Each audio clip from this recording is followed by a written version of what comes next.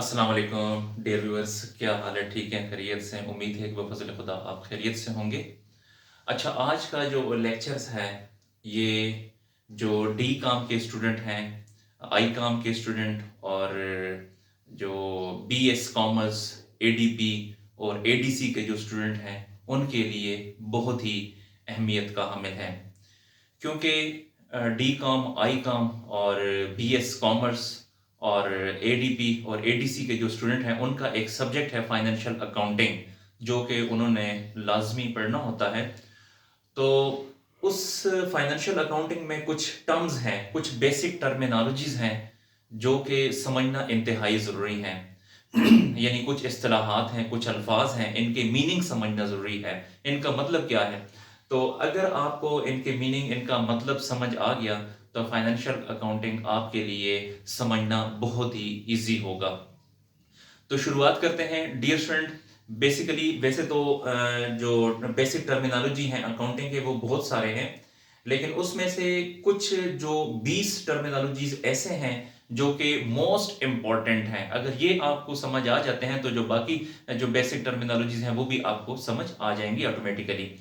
तो इससे पहले जो लेक्चर है उसमें मैंने आपको 5 टर्मिनोलॉजीज बताए थे। तो आज मजीद 6 से लेकर 10 तक और बाकी जो टर्मिनोलॉजीज होंगे वो नेक्स्ट लेक्चर में इंशाल्लाह मैं आपको बता दूंगा। तो शुरुआत करते हैं। नंबर 6 है ट्रांजैक्शन। ट्रांजैक्शन का मतलब क्या है? देखें, आमतौर पे ट्रांजैक्शन कहते हैं लेन देन को, लेकिन अकाउंटिंग में इसका क्या मतलब है? तो any activity which affects the financial position of a business. जी, कोई भी ऐसी सरगर्मी जो कि किसी बिजनेस की फाइनेंशियल पोजीशन को मुतासर करती है, इसे आपने ट्रांजैक्शन कहना है। Is called transaction. मैं दोबारा पढ़ देता हूं। Any activity which affects the financial position of a business. कोई भी एक्टिविटी जो किसी बिजनेस की जो फाइनेंशियल पोजीशन है उसको मुतासर करती है, उसको अफेक्ट करती है, इज कॉल्ड ट्रांजैक्शन। ये जो एक्टिविटी है ये ट्रांजैक्शन कहलाती है। मिसाल के तौर पे for example, goods purchased from Ahmed. Ahmed से हमने अशिया खरीदी। Salary paid to employee. Employee को हमने सैलरी पे कर दी। जी, ये ट्रांजैक्शन है। जी डियर स्टूडेंट, अब मैं आपको सादा अल्फाज में बताना चाहूंगा कि ट्रांजैक्शन क्या होती है। आम रूटीन में, आम जिंदगी में देखें, हम एक लफ्ज इस्तेमाल करते हैं लेन देन। लेन देन का मतलब क्या है? आपने कोई चीज मुझे दे दी और मैंने कोई चीज आपको दे दी, तो ये लेन देन है। लेकिन डियर स्टूडेंट, जो फाइनेंशियल अकाउंटिंग है, इसमें ट्रांजैक्शन का मतलब ये नहीं है कि आपने कुछ मुझे दिया और मैंने कुछ आपको कोई चीज दे दी, तो इसका मतलब ये नहीं। बल्कि एक ऐसा लेन देन होना चाहिए जिसमें मनी इन्वॉल्व हो, यानी जिसमें कैश इन्वॉल्व हो। मिसाल के तौर पे, अगर मैं बाजार जाता हूं तो मैंने बाजार से एक किताबों की दुकान पे गया, तो वहां से मैंने एक अकाउंटिंग की बुक परचेज की। तो देखें, उसने मुझे बुक दी और मैंने उसे बुक के पैसे दे दिए। तो देखें, ये जो ट्रांजैक्शन है इसमें मनी इन्वॉल्व हो गई है, इसमें पैसा शामिल हो गया है। तो ये जो है, इस लेन देन को आपने ट्रांजैक्शन कहना है। एक दूसरी मिसाल मैं आपको देता हूं। फर्ज करें कि मैं कपड़े की शॉप पे जाता हूं, तो वहां पे मैंने 1000 रुपए का एक जोड़ा परचेज किया। तो देखें, उसने मुझे जोड़ा दिया, सूट दिया कपड़े का, और मैंने उसे 1000 रुपया पेमेंट कर दी। तो ये जो लेन देन है इसको आपने ट्रांजैक्शन कहना है। इसी तरह कोई भी चीज अगर हम पैसों पे परचेज करते हैं या पैसों पे सेल करते हैं तो ये ट्रांजैक्शन है। अगर किसी को हम पैसों की अदायगी करते हैं तो ये भी ट्रांजैक्शन है। उम्मीद है कि ट्रांजैक्शन का मतलब आपको समझ आ गया होगा। तो नेक्स्ट, अब ये जो ट्रांजैक्शन है इसकी दो किस्में हैं जी। एक है कैश ट्रांजैक्शन और दूसरी है क्रेडिट ट्रांजैक्शन। तो सबसे पहले हम कैश ट्रांजैक्शन को पढ़ते हैं। तो कहता है, when the cash is immediately paid. जब कैश अचानक पे की जाए। क्यों पे की जाए? क्यों पे की जाए? For the amount of transaction. किसी ट्रांजैक्शन पे, यानी अगर आपने कोई लेन देन किया, आपने कोई ट्रांजैक्शन की और आपने अचानक उसे पेमेंट कर दी, it is called cash transaction. इसे आपने कैश ट्रांजैक्शन कहना है। फॉर एग्जाम्पल, मिसाल के तौर पे, गुड्स आर परचेज्ड, गुड्स यानी अशिया हमने खरीदी, एंड कैश इज पेड, और हमने कैश उसे पे कर दी। जी, अब मैं आपको डियर स्टूडेंट सादा जुबान में समझाता हूं कि कैश ट्रांजैक्शन क्या है। देखें, कोई भी ऐसी ट्रांजैक्शन जो कि नकद की जाए, ठीक है, ऑन द स्पॉट पेमेंट की जाए, उसे आपने कैश ट्रांजैक्शन कहना है। जी दोबारा सुन लें, ऐसी ट्रांजैक्शन जिसमें अदायगी नकद की जाए, ऑन द स्पॉट की जाए, इमीडिएटली की जाए, तो उसे आपने कैश ट्रांजैक्शन कहना है। मिसाल के तौर पे, मैंने अकाउंटिंग की एक बुक खरीदी बुक सेलर से, और मैंने उसी टाइम उसको पेमेंट कर दी, तो ये कैश ट्रांजैक्शन है। इसी तरह फर्ज करें कि मैं एक कपड़े की दुकान पे जाता हूं, वहां पे मैंने कपड़े का एक सूट खरीदा 1000 रुपए का, और मैंने सूट ले लिया और उसी टाइम मैंने उसको अदायगी कर दी, तो ये कैश ट्रांजैक्शन है। जी, ट्रांजैक्शन की जो दूसरी किस्म है वो है क्रेडिट ट्रांजैक्शन। तो क्रेडिट ट्रांजैक्शन के बारे में आते हैं।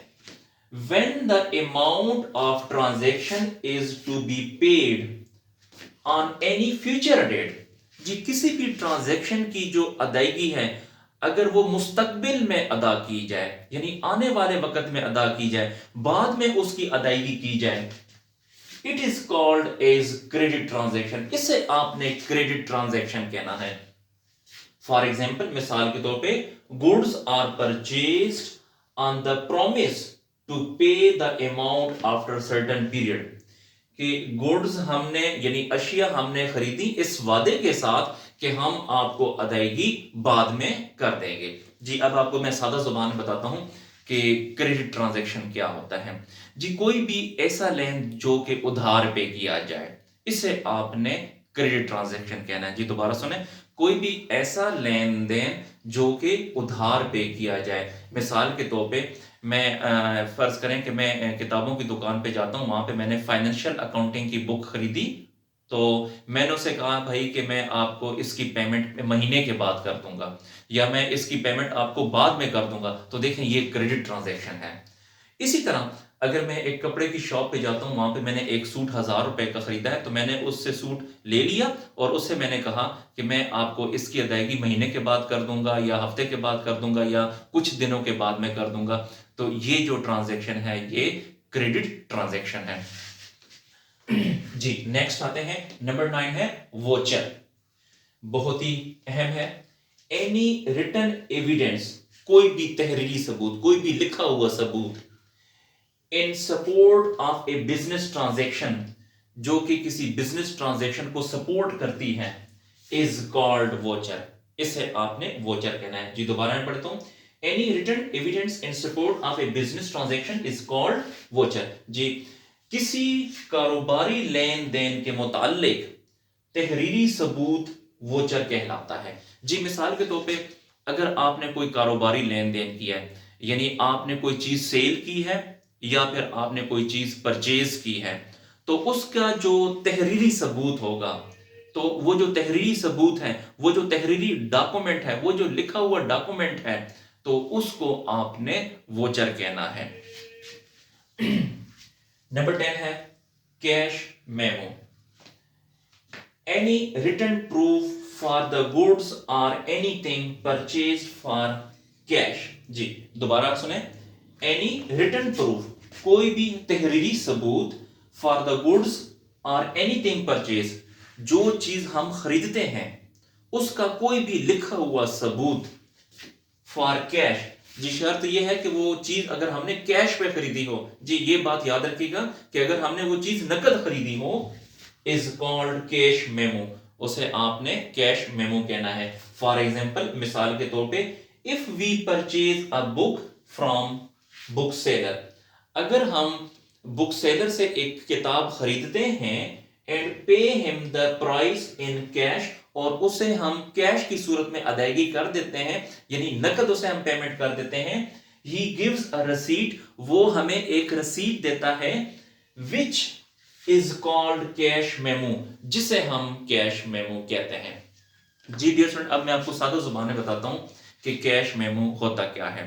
जी, अगर हम कोई चीज नकद परचेज करते हैं, जब नकद हमने परचेज कर ली, तो वो जो दुकानदार है वो हमें एक तहरीरी सबूत देगा, एक रिटन प्रूफ देगा। उस रिटन प्रूफ को आपने जो है उस एविडेंस को आपने कैश मेमो कहना है। मिसाल के तौर पे अब मैं आपको एग्जांपल देता हूं, तो एग्जांपल से आपको इसकी जो डेफिनेशन है, इसकी जो वजाहत है वो क्लियर हो जाएगी। जी डियर स्टूडेंट, अगर फर्ज करते हैं कि मैं एक शॉपकीपर के पास जाता हूं, एक बुक कीपर के पास जाता हूं, तो अगर उससे मैं एक अकाउंटिंग की बुक खरीदता हूं और मैंने उसे अदायगी कर दी और उसने मुझे एक बिल दे दिया, उस बिल को आपने एविडेंस कहना है। एविडेंस कहना है या कैश मेमो कहना है। जी मैं दोबारा बता देता हूं कि फर्ज करें कि हम बुक सेलर के पास जाते हैं, तो वहां से बुक सेलर के पास मैं गया और वहां से मैंने एक 200 रुपए की किताब खरीदी फाइनेंशियल अकाउंटिंग की।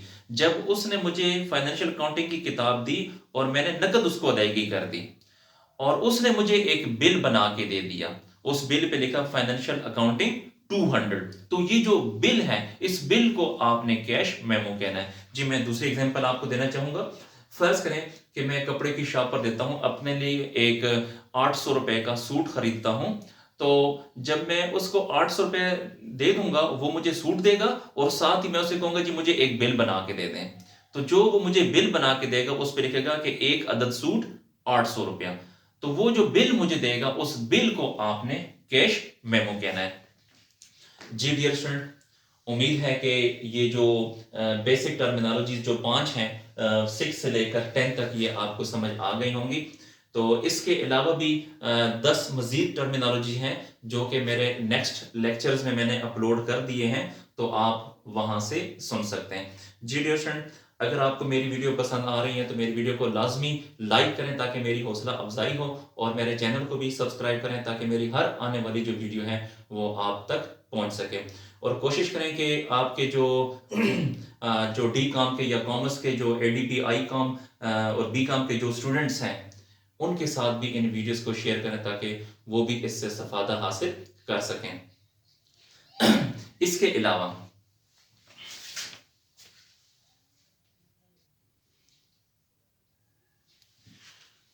जी डियर स्टूडेंट, अगर आपका इन बेसिक टर्मिनोलॉजी में कोई क्वेश्चन हो, आपको कहीं पे समझ नहीं आ रही या फिर किसी भी सब्जेक्ट के हवाले से आपका कोई क्वेश्चन हो, तो आप कमेंट सेक्शन में जाकर मुझसे पूछ सकते हैं। जी बहुत शुक्रिया।